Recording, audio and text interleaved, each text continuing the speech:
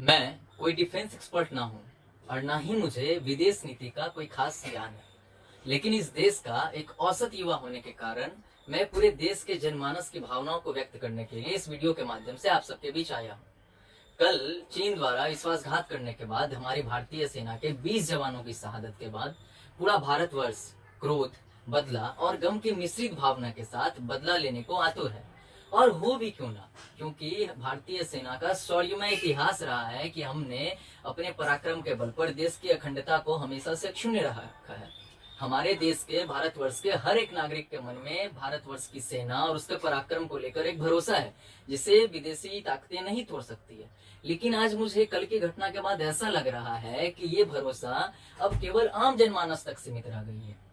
मैं ऐसा क्यों कह रहा हूँ, वो अगर आप कल जाएंगे कल की खबरों पर तो आपको पता चलेगा कि भारतवर्ष की सेना को लेकर आम जनमानस के बीच में जो भरोसा की भावना है वो यहाँ के विपक्षी दलों के बीच नहीं पाई जा रही है। विपक्षी दल ऐसे गमगीन मौके पर भी, जब पूरा देश गम में डूबा हुआ है, उसके बाद भी वो देश के सत्ता पक्ष पर निशाना साधकर अपना वोट बैंक दुरुस्त करना चाह रहे हैं। मैं ऐसे सत्ता पक्ष, ऐसे विपक्षी लोगों से, विपक्षी दलों से ये सवाल करना चाहूंगा कि ये तो देश का कोई आंतरिक मसला नहीं है, ये तो राष्ट्रीय सुरक्षा का मसला है, राष्ट्रीय सिक्योरिटी का बात है। इस पर तो कम से कम एक आ जाइए। मैं जो भी विपक्षी दल आज सवाल उठा रहे हैं मोदी या शाह की रणनीति पर कि प्रधानमंत्री क्या कर रहे हैं, प्रधानमंत्री बहुत कमजोर है, भारतीय सेना हमारे घर में घुसकर मारी है। आज एक पत्रिका है द टेलीग्राफ, उसका हेडलाइन था कि उन्होंने हमें घर में घुसकर मारा है। देखिए, सेना मोदी, शाह या बीजेपी का नहीं है, सेना भारतवर्ष के हर एक नागरिक का है। कल जो 20 जवान शहीद हुए हैं वो ऐसा नहीं है कि प्रधानमंत्री मोदी जी की रक्षा में शहीद हुए, वे हमारे और आप जैसे आम नागरिकों की रक्षा में शहीद हुए। तो देखिए, चीन की मौका परिस्थिति, चीन परिस्थिति, तो कम्युनिस्ट दल अगर ऐसे काम कर रहे हैं तो मुझे उस पर दुख नहीं होता, ना ही मुझे उसके बाद कोई मुझे विचलित करती ये बातें कि कम्युनिस्ट पार्टी जो लेफ्ट फ्रंट है वो ऐसी सवाल उठा रही है। उनका चीन परिस्थिति जग जाहिर है, पूरा देश उनके इतिहास को जानता है। लेकिन मुझे दुख तब होता है, मुझे आश्चर्य तब लगता है जब मैं भारतवर्ष की सबसे पुरानी पार्टी, जो आजादी में भी अपना भूमिका निभाने का दावा करती है, वो कांग्रेस पार्टी कल से प्रधानमंत्री मोदी और देश की सुरक्षा व्यवस्था, सुरक्षा मंत्रालय, रक्षा मंत्रालय पर सवाल उठाए जा रहे हैं।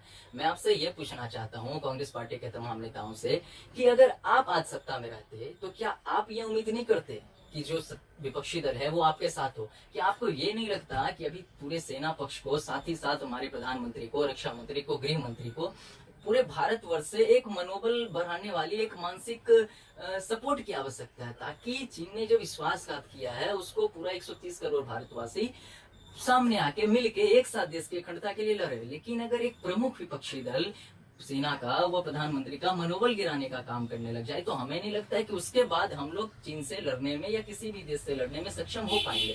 अगर आप दूसरे दलों, दूसरे देशों की बात करें तो वहां पर जब भी राष्ट्रीय सुरक्षा की बात आती है तो तमाम विपक्षी दल से लेकर सत्ता दल एक हो जाते हैं, उसके बाद कोई राजनीति नहीं रहती। और देखिए, कांग्रेस का ही ऐसा रवैया दिख रहा है, कल से मायावती हो या फिर नवीन पटनायक हो, ऐसे कई प्रतिपक्षी दल, ऐसे कई प्रतिरोधी दल इस मुद्दे पर भारतवर्ष के प्रधानमंत्री का समर्थन कर चुके हैं कि ऐसे मुद्दों पर राजनीति नहीं होना चाहिए। लेकिन कांग्रेस कल से लगातार Modi strongest, Modi weakest PM, ऐसी ट्रेंड चलाए जा रहे हैं।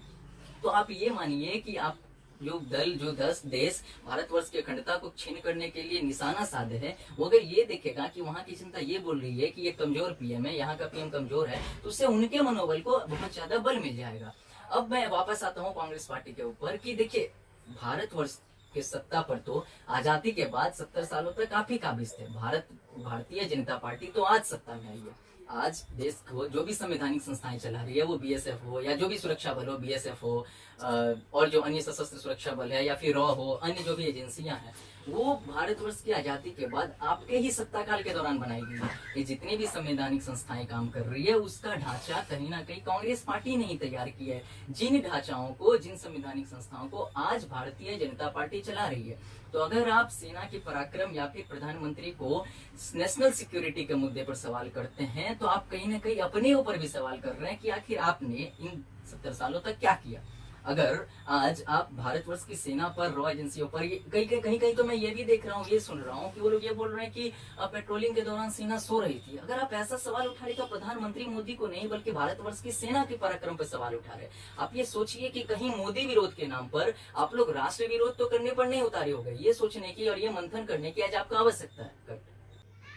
लोग मेरे सारे सवालों पर भी कई सवाल उठा सकते हैं। मैंने आज अपने मन में, मेरे मन में जो सवाल उठाया वो आप सबके सामने रखा, तो सामने से भी कई सवाल मेरे सवालों पर दागे जा सकते हैं। लेकिन जो भी मेरे इस वीडियो को देख रहे हैं, मेरी आवाज जहां तक पहुंच रही है, वो ये बात मानने से इनकार नहीं कर सकते हैं कि इतिहास में भी सेना के पराक्रम पर जिस पार्टी ने सवाल उठाया है, वो भविष्य में भी या इस युद्ध के बाद भी ऐसा ही करेगी, इसकी पूरी गारंटी है। आज जब पूरा वक्त देश की एकता चाहता है, देश का मनोबल बढ़ा रहा है, ऐसे में भी कांग्रेस पार्टी को देश की सेना पर या प्रधानमंत्री पर भरोसा नहीं है, क्योंकि उन्हें केवल और केवल गांधी और वाड्रा परिवार पर ही भरोसा है। लेकिन रुकिए, कांग्रेस पार्टी देश नहीं है, देश से कांग्रेस पार्टी है, कांग्रेस पार्टी से देश नहीं है, ये उन्हें ध्यान में रखना चाहिए। आज अगर देश, पूरे 130 करोड़ भारतवासी सेना के साथ है, सेना के मनोबल बढ़ा रहे हैं, तो मुझे आशा ही नहीं वरन पूर्ण विश्वास है कि आने वाले दिनों में भारतीय सेना चीन को लोहे के चना चबवा देगी। चीन जिस भाषा में समझेगा, प्रधानमंत्री मोदी के नेतृत्व में भारतीय सेना बल चीन को उसकी भाषा में जवाब देगी, और आने वाले समय में हमारा 1 इंच भी, भारतवर्ष का 1 इंच भी विदेशी के पास, विदेशी जो ताकतें उनके पास नहीं जा पाएगा, ऐसा हमें पूर्ण भरोसा है। मैं उम्मीद करता हूं कि आने वाले दिनों में भारतीय सेना का विजय गाथा एक बार फिर मुझे देखना पड़े, और जो भी 20 जवानों ने शहादत दी है, मैं उन्हें फिर से एक बार अश्रुपूरित श्रद्धांजलि देना चाहता हूँ। वंदे मातरम, भारत माता की जय।